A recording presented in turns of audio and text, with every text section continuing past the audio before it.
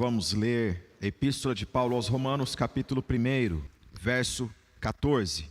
A palavra do Senhor assim nos diz: Pois sou devedor tanto a gregos como a bárbaros, tanto a sábios como a ignorantes. Por isso, quanto está em mim, estou pronto a anunciar o Evangelho também a vós outros em Roma. Até aqui, que Deus nos abençoe. A igreja pode se assentar, por gentileza. Em continuidade ao nosso estudo com esmero, que nós temos orado e procurado fazer desta epístola tão importante do apóstolo Paulo, chegamos a um momento que Paulo responde uma pergunta muito importante. E a pergunta quando qualquer pessoa ela é informada sobre a viagem de alguém em sua direção. O apóstolo Paulo, ele informou aos irmãos de Roma que ele pretende fazer uma grande viagem. E ele vai passar por Roma. Ele deseja conhecer esses irmãos. Como nós estudamos na nossa última aula, o apóstolo Paulo até então não havia estado nesta cidade, não conhecia estes irmãos crentes no Senhor Jesus, que compunham a igreja de Cristo ali na cidade de Roma. E ele deseja muito vê-los, porque ele sabe que quando ele se fizesse presente juntamente desses irmãos, tanto os irmãos seriam edificados e principalmente ele seria edificado. Então ele diz: eu estarei com vocês, eu vou em direção a vocês. E ele tem uma missão distante para cumprir. E eu gostaria de fazer você visitar o capítulo 15 neste momento, para que nós vejamos o propósito do apóstolo Paulo.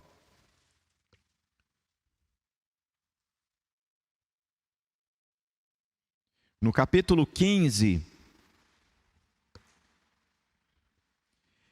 ele diz, a partir do versículo 22, essa foi a razão porque também muitas vezes me senti impedido de visitar-vos. Mas agora, não tendo já campo de atividade nestas regiões, e desejando há muito visitar-vos, penso em fazê-lo quando em viagem para a Espanha, pois espero que, de passagem, estarei convosco, e que para lá seja por vós encaminhado, depois de haver primeiro desfrutado um pouco a vossa companhia.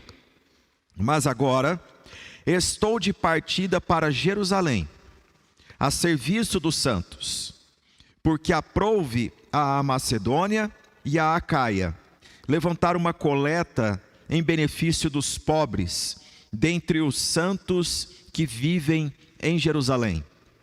Isto lhes pareceu bem, e mesmo lhes são devedores, porque se os gentios têm sido participantes dos valores espirituais dos judeus, devem também servi-los com bens materiais. Tendo, pois, concluído isto, e havendo-lhes consignado este fruto, passando por vós, irei à Espanha, e bem sei que ao visitar-vos, irei na plenitude da bênção de Cristo. Agora voltemos ao capítulo 1. Nós entendemos que este homem, Paulo, ele ao apresentar-se, ele diz algo de grande profundidade no que diz respeito à apresentação de alguém diante de outrem. Ele diz que ele é o que ele é pela pessoa que o chamou. Ele é apóstolo de Jesus. Ele é testemunha ocular da ressurreição de Jesus dentre os mortos. E ele é uma pessoa comissionada pelo próprio Senhor Jesus, ressurreto, para ir ao mundo anunciar que Jesus está vivo. Meus irmãos, qual é a mensagem da igreja? É a pergunta que nós devemos fazer. Desde o início, desde Atos dos Apóstolos, nós temos essa pergunta e também temos a resposta. Lucas, ao escrever Atos, ele escreve para Teófilo dizendo: escrevi o primeiro livro, ó Teófilo, relatando todas as coisas que Jesus começou a fazer e a ensinar.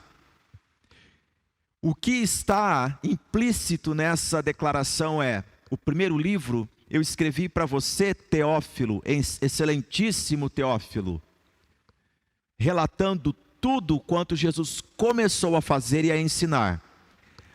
Este segundo livro, eu estou escrevendo em continuidade ao primeiro, relatando tudo quanto Jesus continua a fazer e a ensinar. Atos dos Apóstolos não é um livro de relatórios sobre como acontecia a igreja primitiva. Ele é um relato do que Jesus continua a fazer e a ensinar. E Atos não tem fim. Atos não termina no capítulo 28.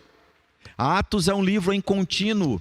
Nós somos a continuidade de Atos dos Apóstolos. E Jesus está vivo dentre os mortos e ele continua a fazer e a ensinar. Não faz sentido uma discussão que desde há muitos séculos na igreja as pessoas suscitam e as respostas todas estão na palavra de Deus. Esta igreja, ela é continuista ou cessacionista? O que quer dizer isso na teologia? É quando uma denominação ela tenta cerrar a doutrina numa redoma de nós cremos que os dons foram concedidos lá na igreja primitiva e hoje em dia nós temos uma certa limitação. Meus irmãos, quando nós lemos que Jesus está vivo e ele continua a fazer e a ensinar, não há limitação para o poder de Deus. Agindo Deus, quem impedirá? O mesmo Deus que ressuscitou mortos, ressuscita mortos. O mesmo Deus que deu vida a homens desvalidos como o endemoniado de Gadara, libertando de forças infernais, legiões de demônios, também continua a operar libertação em muitas pessoas. E o mesmo Deus que deu capacidade para que pessoas falassem, observe bem, em idiomas humanos as maravilhas de Deus, também pode levantar missionários e pessoas para falar em dialetos desconhecidos de qualquer classe de estudo linguístico, para proclamar as maravilhas de Deus. O que não faz sentido é nós tornarmos uma igreja um reduto de coisas estranhas. Dons espirituais são coisas estranhas que nós não compreendemos e devemos dar liberdade à estranheza. Não, tudo tem sentido e glorifica o nome do Senhor Jesus. Agora, se não tem sentido, se não está de acordo com o que a Escritura ensina e não glorifica a pessoa do Senhor Jesus, não fazemos. A base bíblica para isso é a Bíblia. Não é a nossa experiência espiritual. As nossas experiências, elas estão sob a palavra de Deus. Não somos nós que dizemos o que a Bíblia diz. É a Bíblia que rege a nossa fé. Posto isso, o apóstolo Paulo diz que ele é chamado pelo Deus vivo, ressurreto dentre os mortos, e ele tem uma missão. E esta missão ele declarou no capítulo 15 da carta, que nós, se Deus aprover, chegaremos lá com mais detença para estudar. E agora nós estamos no período em que ele se apresentou, ele disse da gratidão que ele tem a Deus pela obra que Deus fez também em Roma, pela vida desses irmãos, e ele disse que deseja muito passar pela igreja de Roma, para que depois então ele vá para a Espanha. E como vimos no capítulo 15, ele da região da Acaia, um nome neotestamentário para a Grécia antiga, ele diz: aqui eu fiz, cumpri com o meu dever, preguei o evangelho, A igreja de Corinto foi plantada. Outras igrejas também foram edificadas. Agora eu tenho um dever, que é pregar o evangelho ao mais longínquo espaço que se possa imaginar, na Península Ibérica. Quem diria? Este homem que nasceu em Tarso, na Turquia, foi educado aos pés de Gamaliel, esteve em Jerusalém, ele foi convertido pelo Senhor Jesus no caminho de Damasco, agora tem planos de chegar aos confins do mundo, proclamando que Jesus é o Cristo.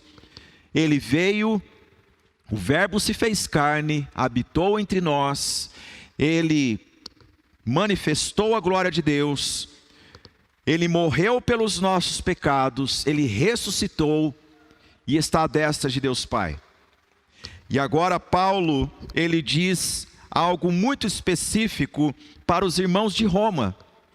Por que ele vai a Roma? E no versículo 14, ele diz: pois sou devedor,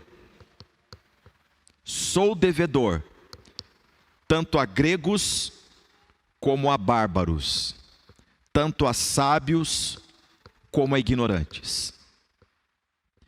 Quando nós pensamos em uma pessoa como Paulo, que se apresentou dizendo da obra que Deus fez na sua vida, que o nome dele está associado com a pessoa de Jesus Cristo, ele é servo de Jesus Cristo, ele faz o que Jesus manda, a vontade dele não é mais dele, é de Cristo. Ele não é mais dono de si, ele é propriedade de Jesus Cristo. É isso que quer dizer servo de Jesus, escravo por amor de Jesus. Ele é o meu Senhor, ele é o meu dono, ele é o meu amo. Eu estou com a minha vida nas mãos dele falando com vocês. É isso que quer dizer. Eu, Paulo, chamado para ser enviado por Jesus, separado para o evangelho de Deus, ele diz: sou devedor. Sou devedor. Nós, quando lemos esse texto, a primeira coisa que nós fazemos é: o que quer dizer um homem dizer que deve a outra etnia, a outros homens? Não seria correto Paulo dizer para os romanos que ele era devedor a Jesus, pelo que Jesus fez a ele? Também não é correto nós nos apresentarmos às pessoas hoje em dia, em 2023, dizendo: eu sou devedor a Jesus. Isso ele já fez. Até aqui na sua introdução da epístola, ele disse o quanto a sua vida está nas mãos de Deus. Ele é de Cristo, ele é propriedade de Jesus. Ele já deu todos os predicados a respeito de si e de quem é Jesus e da obra que Jesus fez por ele. E agora, falando a respeito da sua vida como obreiro, na sua vida como missionário, ele diz: sou devedor a gregos, a bárbaros, a sábios e a ignorantes. Essa palavra devedor, nós invariavelmente lembramos de finanças, economia. Porque dever é quando a gente toma por empréstimo e assume o compromisso de honrar aquele empréstimo. Então usufruímos daquele valor e temos um contrato de devolver ao banco aquele valor que foi tomado por empréstimo. Na nossa cultura, isso é dever para o banco, não é? Há um plano de comprar um imóvel. Não tenho agora todo o valor, mas o banco me oferece então, por um tempo, que eu ajude, que eu honre este compromisso junto a uma incorporadora. Então há todo um processo, e aí Quando você coloca a sua assinatura nesse contrato, você tem a alegria de dizer: estou adquirindo um imóvel, só que também a tua consciência diz: ainda não. Não totalmente.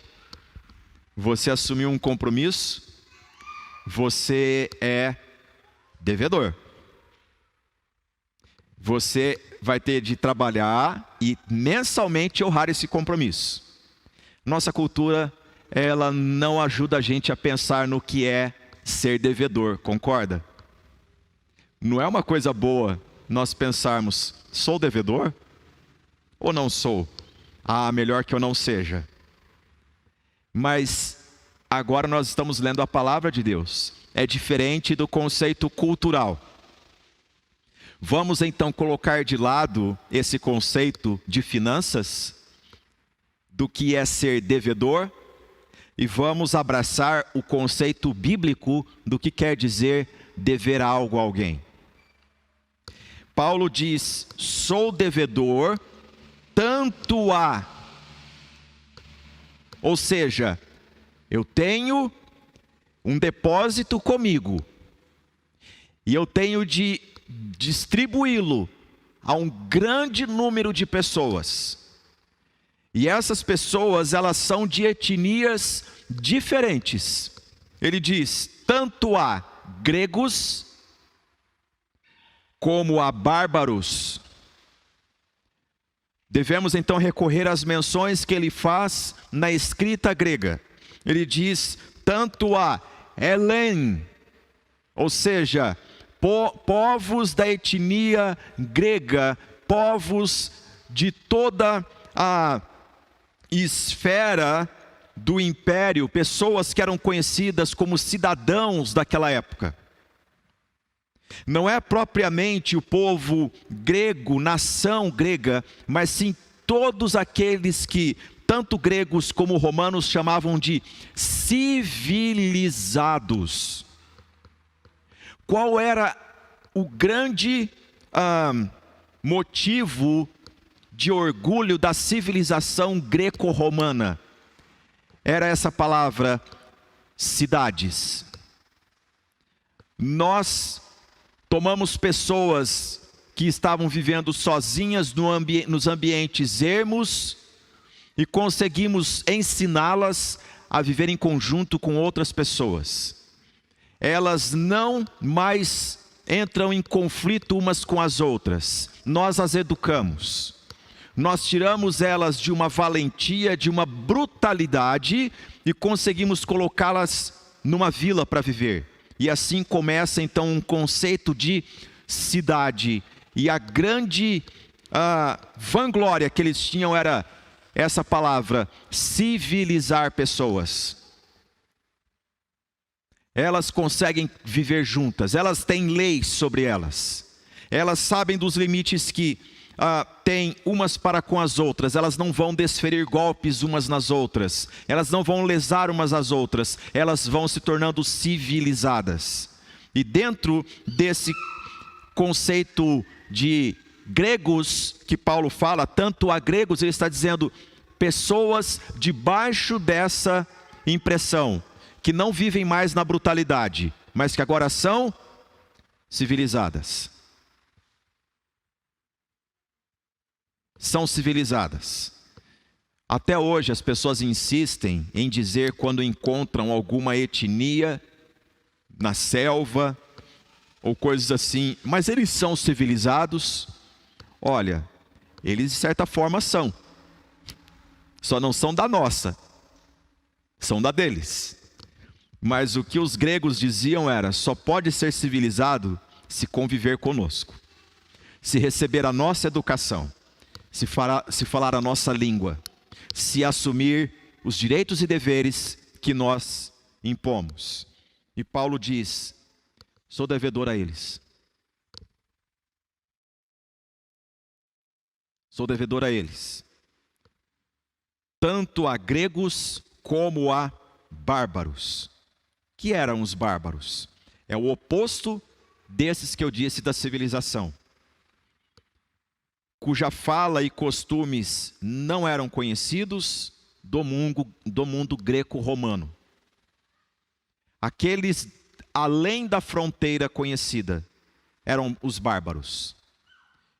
E Paulo, escrevendo para os irmãos de Roma, dizendo que vai passar um tempo com eles, ele responde à pergunta: por que Paulo virá a Roma? Ele diz: porque eu sou devedor. Eu sou devedor. Com essa declaração, em primeiro lugar, Paulo está dizendo uma coisa: eu tenho um depósito comigo. Foi feito para comigo, um grande depósito. E eu tenho uma responsabilidade com ele. Eu tenho um grande tesouro comigo. E eu preciso distribuir com vocês. Por isso que eu estarei em Roma. Roma, que havia pessoas civilizadas e não civilizadas. E Paulo diz: sou devedor tanto a gregos como a bárbaros. Tanto a sábios como a ignorantes. Sofos e anoetos.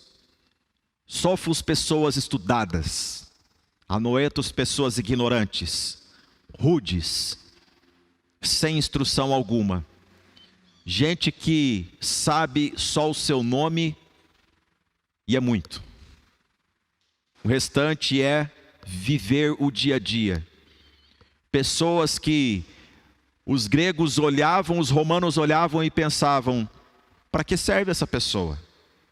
Paulo diz: o depósito que eu tenho é para distribuir tanto com esses que são os doutores, esses que se dizem civilizados, como aqueles que também a civilização diz: esses não fazem parte de nós. Paulo diz: o depósito é para todos eles. É para todos, e está comigo. Vocês viram que Paulo, no capítulo 15, ele menciona sobre uma oferta que os irmãos levantaram na Acaia para que ele levasse primeiramente até a Judéia. Leram isso? Esses irmãos da Judéia estavam vivendo um momento de privação, momento de dificuldades em adquirir alimentos, roupas para sustentar. E Paulo está então levantando oferta para suprir esses irmãos. E também ele diz: eu vou estar com vocês em Roma, e daí eu sei também que Deus há de prover recursos para que eu chegue até a Espanha. Que depósito é esse que Paulo está falando? Não diz respeito a dinheiro humano. Esse depósito é o que Cristo colocou no seu coração e é o evangelho do próprio Senhor Jesus. Mas não há uma outra palavra para ser utilizada senão sou devedor, não há. Eu vou explicar para vocês por quê. Porque quando nós falamos de dever algo a alguém, a gente pensa: essa pessoa me deu algo um dia e eu preciso retribuir, ou preciso compensar o que foi dado a mim. Mas Paulo nunca havia estado com os romanos. Paulo não tinha estado com todas as etnias gregas e com os bárbaros. Eles não deram nada para Paulo. Eles não colocaram nada na responsabilidade de Paulo. Então, por que devedor? Vou contar para vocês uma ilustração. Uma família missionária mudou-se para a Índia. E eles foram dos Estados Unidos da América no século XIX, na virada do século XIX para o XX, pregar na Índia. E ali então os filhos foram educados. Os filhos cresceram vendo o ministério dos seus pais, em meio a tanta pobreza, a tantas doenças, as pessoas no meio de tanta idolatria. E aquelas pessoas, por nacionalidade, elas sabiam que elas tinham o direito de voltar um dia para os Estados Unidos da América, estudar numa faculdade de renome, e então escolher qualquer lugar do mundo para trabalhar. E os filhos decidiram então voltar para a América, E um se especializou em medicina, outro se especializou em engenharia, e uma filha em enfermagem. E eles voltaram para a Índia. Desenvolveram seu ministério também, como missionários, sendo médico, engenheiro e enfermeira. E perguntaram para o velho médico uma vez: qual é a sua história na Índia? Por que você ama a Índia? Por que você está aqui? Com tanto conhecimento que você tem, com tanto estudo que você tem, você poderia trabalhar como um professor numa grande universidade nos Estados Unidos. Ou pelos estudos que você avançou aqui na Índia, no meio do leprosário, na área da neurologia, você poderia viver de congressos ao redor do mundo. Mas ele dizia: o meu lugar é junto com os leprosos aqui na Índia. Por que isso? Porque eu sou devedor a eles. Mas eles não te deram nada. E ele então respondeu, guarde essa resposta: eles me deram o motivo missionário dos meus pais deslocarem-se de onde estavam e vir para cá e nos educar aqui. Nós crescemos nesse contexto. Se não fosse por eles, pela notícia de que eles existiam e eles estavam presentes aqui, carecendo da graça de Deus, carecendo de saneamento básico, carecendo de saúde, nós não estaríamos aqui. Nós devemos a eles pelo simples fato deles existirem. Deu para entender o que quer dizer ser devedor? Você não é devedor somente a quem veio até você e colocou algo na tua mão.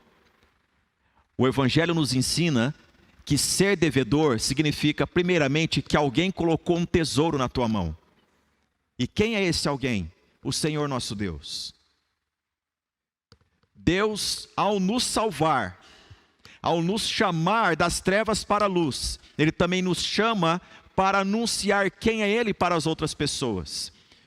E este é o maior tesouro que nós temos. A notícia de que Jesus, tudo quanto Ele começou a fazer e a ensinar, Ele está vivo, Ele continua a fazer e a ensinar. E isso vale mais do que qualquer dinheiro ou empréstimo que se possa adquirir em qualquer banco deste mundo, irmãos. Não há tesouro maior do que esse na tua mão.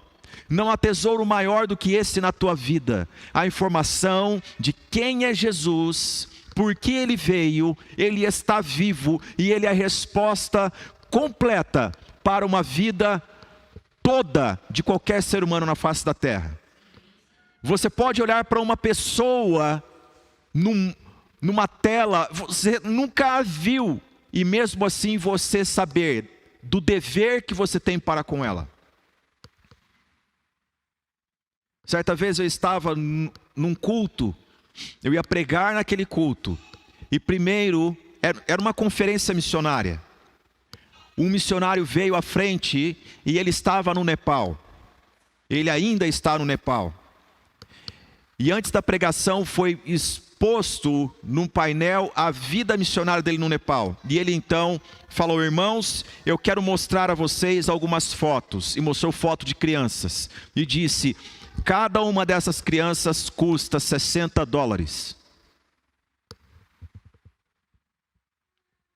E eu olhando aquela tela, eu me quebrantei, e eu pensei: eu posso comprar uma. Não para ser minha, mas para livrá-la da mão dos mercantilistas de vidas humanas, para que elas não caíssem no mundo da prostituição, do tráfico humano. E aquele homem, ele trabalhava nessa área.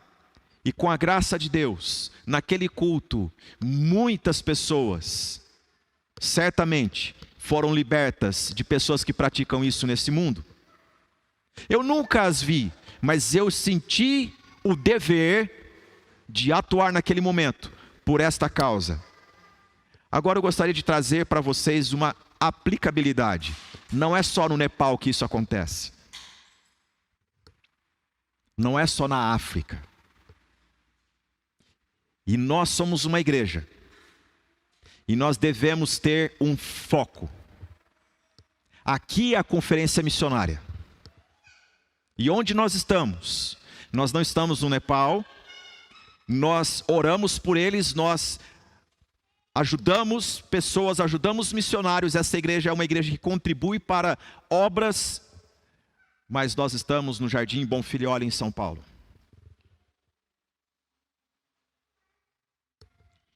Qual é o condomínio que você mora? Você não mora lá porque você escolheu. Nós cantamos, Tu és soberano. Só que depois, quando a gente vai fazer as nossas escolhas, a gente diz, eu decido. Eu quero dizer para você, se você é um crente em Jesus, se você foi chamado das trevas para a luz, e Deus é soberano sobre a tua vida, você está assentado na cadeira que você está, não é por decisão sua. Você não acordou no horário que você acordou hoje, porque o teu organismo despertou, mas porque Deus é soberano sobre a tua vida. E você tem um dever com a tua vida. Esse dever te faz devedor. Não devo nada a ninguém. Você deve ao Senhor por amor. Paulo, servo de Jesus Cristo. Ele me libertou. Eu era escravo das trevas. Ele foi lá e me libertou. Ele disse, você é livre, Paulo.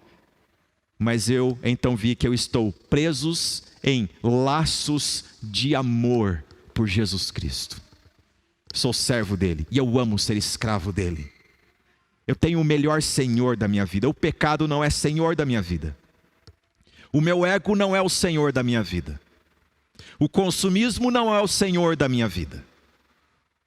A gana e a vontade de gastar tudo no shopping não é senhor sobre a minha vida. Jesus é o senhor da minha vida.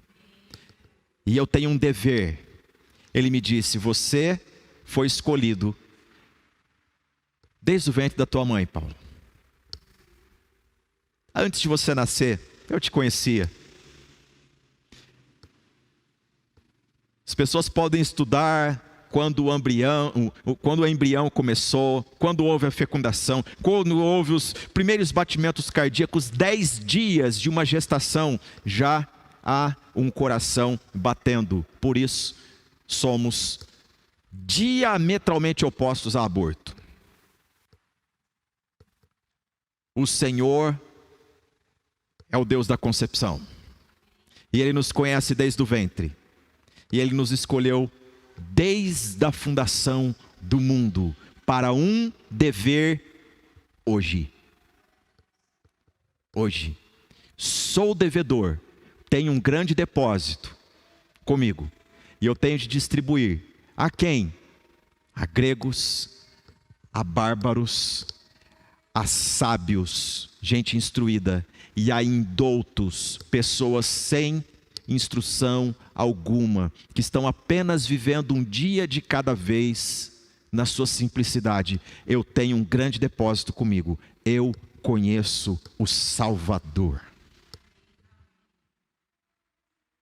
O cristão é alguém que anda nos desertos da vida, dizendo para outras pessoas que estão andando sem rumo, siga-me, eu conheço o caminho.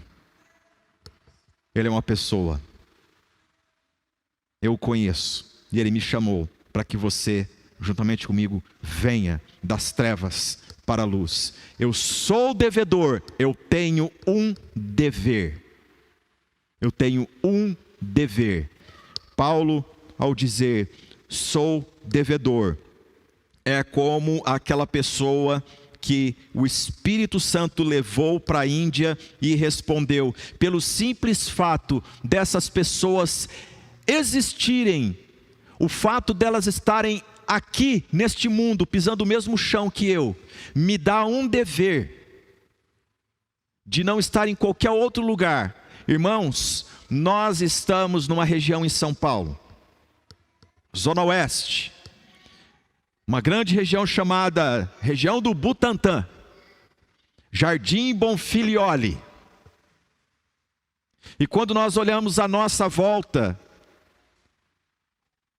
esta região que tem esse nome, que tem famílias, que tem muita gente morando aqui em volta, Nós temos um dever para com aquele que nos amou e nos chamou das trevas para a luz. E o fato dessas pessoas existirem à nossa volta e estarem à nossa volta, nós olhando para elas, nós podemos dizer como Paulo disse: somos devedores a todos eles, porque o fato deles serem quem são e estão onde estão, faz de mim uma pessoa com uma missão hoje. Isso é o conceito cristão de sou devedor. Sou devedor. Quando você olha alguém na rua, não desvie dessa pessoa pensando misericórdia, mas considere: eu sou devedor. Porque o fato dela estar moribunda como está e eu estar aqui, significa que Deus me elegeu, me escolheu, me preparou para que eu vá em direção a essa pessoa e ministre a graça do Senhor Jesus, por intermédio da obra do Espírito Santo. Sou devedor. Você tem alguém que está distante do Senhor, próximo a você? Olhe para ela com um olhar gracioso a partir de hoje. O fato dela existir faz você olhar e dizer: sou devedor. Eu tenho um dever para com o Senhor de entregar uma mensagem para essa pessoa, e essa mensagem é libertadora. Agora, eu gostaria de encorajar você, a partir desta aula que nós estamos aqui meditando em Romanos, você fazer alguma coisa. Você levantar da sua cadeira. Primeiro você buscar o Senhor. Deus, quebranta meu coração, para que eu não viva uma vida em si mesmado, pensando só em mim. Eu quero, é disso que eu quero, é isso que eu preciso, é isso. Como Jesus disse, os campos estão brancos. Vocês dizem que ainda há 4 meses para a ceifa. Jesus disse aos discípulos: eu, porém, tenho uma outra visão. Eles já estão brancos, estão prontos. O campo está preparado.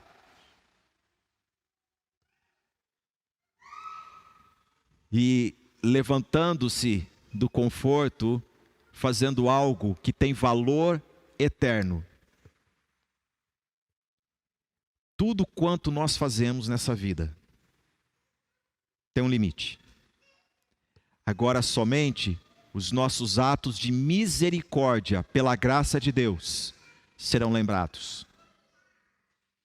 Serão lembrados. Portanto, Paulo, quando diz sou devedor, ele diz: eu tenho um grande depósito em mãos que eu preciso distribuir a essas pessoas de outras etnias. Eu tenho um grande dever e eu tenho uma missão, porque ninguém me demove deste dever que eu possuo. Sou devedor tanto a gregos como a bárbaros, tanto a sábios como a ignorantes. Contar uma ilustração para vocês. Há um tempo eu conheci uma irmã chamada Elizabeth numa igreja. E a história dela me edificou muito, porque ela, velhinha, ela pedia para que as pessoas abrissem a porta da igreja para que ela entrasse e orasse. Às quartas-feiras de manhã. E as pessoas da igreja tinham uma cultura de vamos na quarta-feira de manhã, porque a irmã Elizabeth estará lá, nós poderemos orar com ela e também ela poderá orar por nós. E a história dela foi a seguinte: ela havia sido educada, ela havia sido agraciada com recursos, sua família abastada. Ela diplomou-se, ela chegou até a ter o privilégio de viajar para fora do Brasil. Ela era uma mulher fina. Ela, nos nossos encontros, era rodeada de pessoas e ela tirava dúvidas das pessoas sobre regras de etiqueta junto à mesa. Aquela senhora, bem idosa, ensinava que os talheres eram de fora para dentro, como que apoiava o braço, a mesa ou não apoiava, era pulso, cotovelo não, aquelas histórias todas. Mas a história que ela gostava de contar era do casamento dela. Que seu pai um dia contratou uma pessoa para ser o motorista da família e para levá-la até o seu estudo e trazê-la de volta para casa. E aquele homem era ignorante demais. Ele só sabia abrir a porta, dirigir quieto, abrir a porta para que ela descesse e só. E ela então passou a conversar com ele. Vamos lá, dialogue, converse, se expresse. E nesse diálogo, uma conversa começou a surgir e amor brotou entre eles.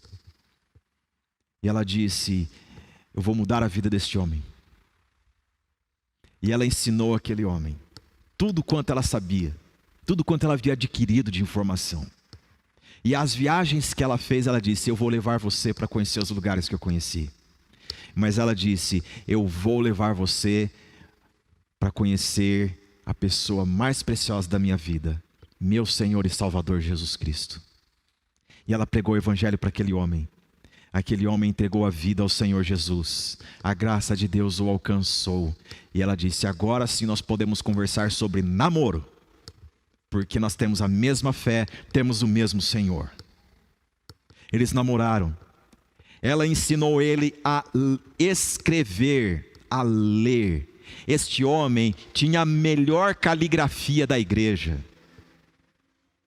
Esse homem, para encurtar a história, tornou-se juiz de direito. Por causa do amor daquela irmã. Ela ensinou tudo a ele. E quem o via pensava: meu Deus, que educação esse homem deve ter tido. De que família ele deve ter vindo. Deve ser de uma família nobre, europeia. Não, ele era um ignorante. E que um dia a soberania de Deus fez com que ele se encontrasse com essa irmã. E ela, com esse grande depósito que ela tinha, ministrou a vida dele. Conheci quando este irmão, que era juiz, já havia partido para a glória. E ela estava viúva. Mas essa história era contada. E as meninas da igreja então diziam: meu Deus, eu quero aprender com essa irmã. Não é assim que a Bíblia ensina? Que as mais velhas ensinem as mais novas o proceder e o viver na fé em Cristo Jesus. E ela ensinava, ela inspirava muitas pessoas. É uma história de uma pessoa que recebeu um grande depósito da vida. E não ficou pensando mas ela procurava onde que tudo isso pode desaguar. Onde que tudo isso pode encontrar um destino e transformar a vida de alguém. Essa irmã partiu e está com o Senhor. E quando eu vejo fotos dela, eu me lembro disso. Uma pessoa que foi instrumento da graça de Deus.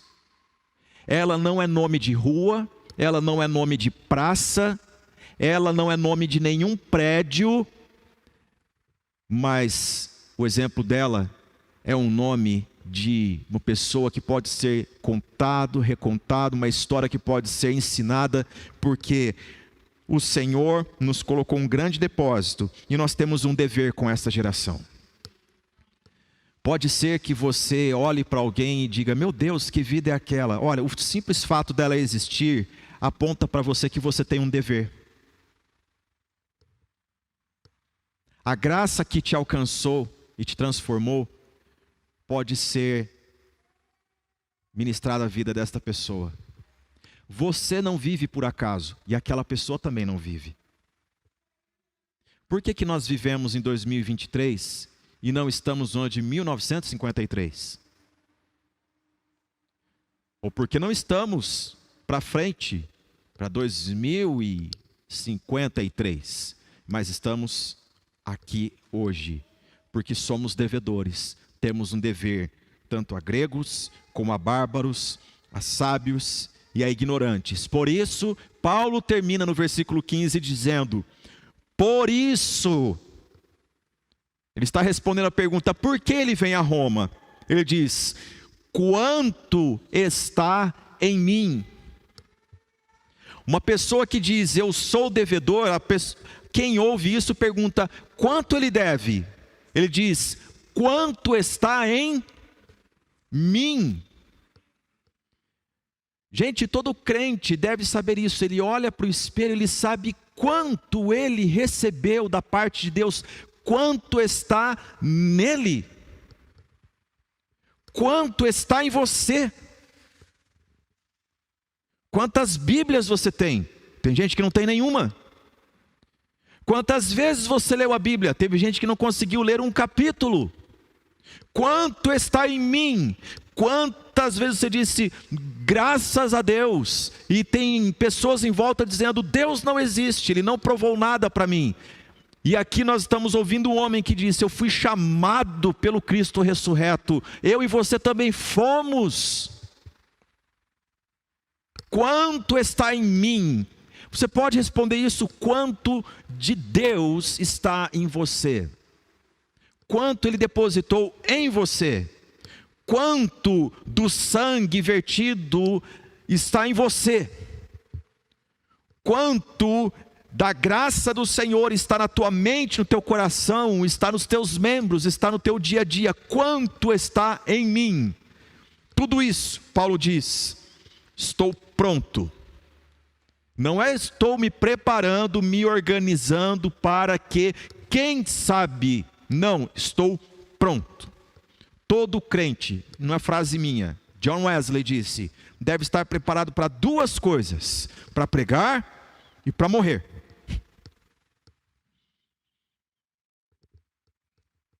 Se nós estivermos preparados para partir para a glória, meus irmãos, então a nossa vida é vã. Nós estamos envolvidos com futilidade, não com convicções bíblicas, convicções eternas.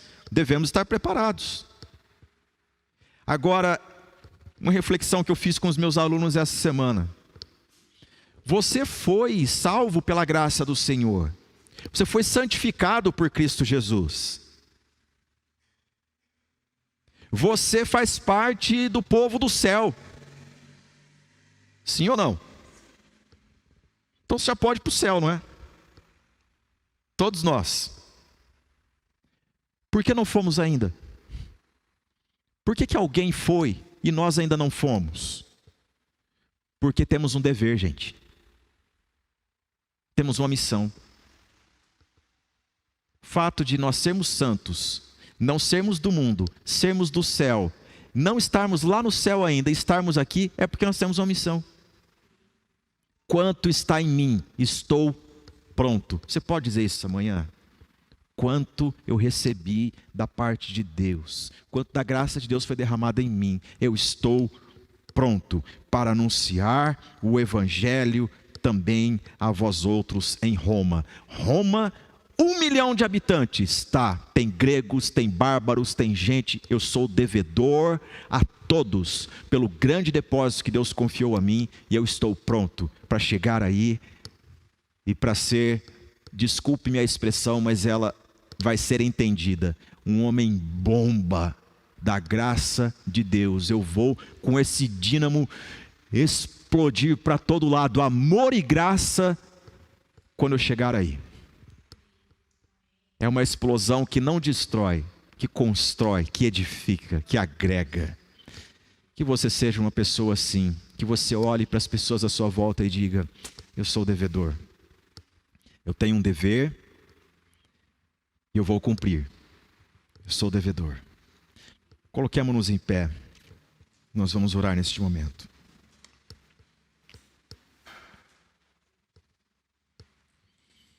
Nesta manhã, em que nós vamos celebrar a mesa do Senhor, e que nós aprendemos esta porção da palavra de Deus: pois sou devedor, tanto a gregos como a bárbaros, tanto a sábios como a ignorantes. Por isso, quanto está em mim? Estou pronto a anunciar o Evangelho também a vós outros em Roma. Estudamos esse texto E como bons alunos, será que nós podemos fechar os olhos, curvar a nossa fronte e falar com o Senhor Deus, o amado da nossa alma, o Senhor da nossa vida, que nos amou, que nos salvou.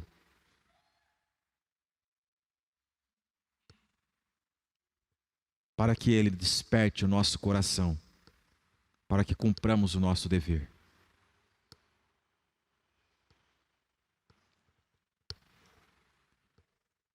A cadeira vazia ao seu lado.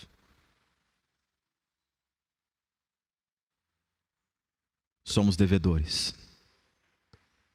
Há pessoas que não saem de um quarto escuro lá fora também. Somos devedores. Há pessoas nos bares já no domingo de manhã. Somos devedores. Há pessoas dizendo: não existe amor, não existe graça. Desisto de viver. Há pessoas intentando contra a própria vida hoje. E hoje Deus nos desperta nessa aula de Romanos para nós lembrarmos o nosso dever. Quanto está em mim? Quanto Deus te deu? O que Ele te deu?